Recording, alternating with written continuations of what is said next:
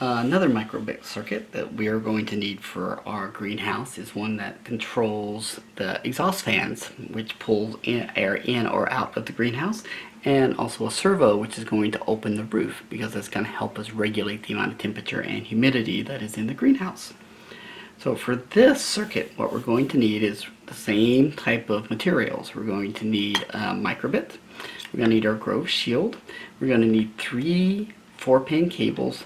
One of them is going to be long, it's going to be for our temperature sensor, and we're going to need a 4-pin cable for our screen and a 4-pin connector for our relay, and a pair of exhaust fans. And the exhaust fans in our kit is already pre-wired with a barrel pin connector with a male connecting on the end, and again the exhaust pins or the exhaust fans are connected to the terminal block on the other end of our cable. And again, we just bought these at Amazon. They're pretty inexpensive. And our relay again needs to have the female barrel pin connector, which is going to be connected on the other end to 2 alligator clips, a positive for red, a negative for black. So let's get wiring. All right, let's wire up our screen. Now our screen goes into I2C port, which when you're holding up your Grove and you're looking at it, it's the pin that is farthest to the left. Okay. Next up is going to be our temperature sensor, because on every circuit on our smart greenhouse, the temperature is going to be on pin P0. We do that because it makes it easier to cut and paste code, and you don't have to run around and worry about troubleshooting it, that you plugged your temperature sensor into the wrong pin.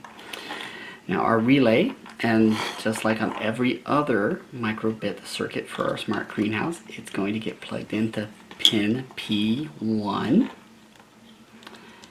Okay.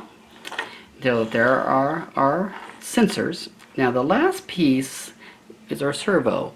So this one does not have a free pin available because our servo is going to get attached to pin P2. So now we've got all of our pins are full. All right. Now let's attach our alligator clips. Again, red is going to go to the 3.3 on our Grove shield. Black is going to go to GND or ground, which is 0 volts. So let's connect it up. Alright. And sometimes it's nice to give them a little firm connection. Make sure that they have a little firm pull, so you make sure that they are connected.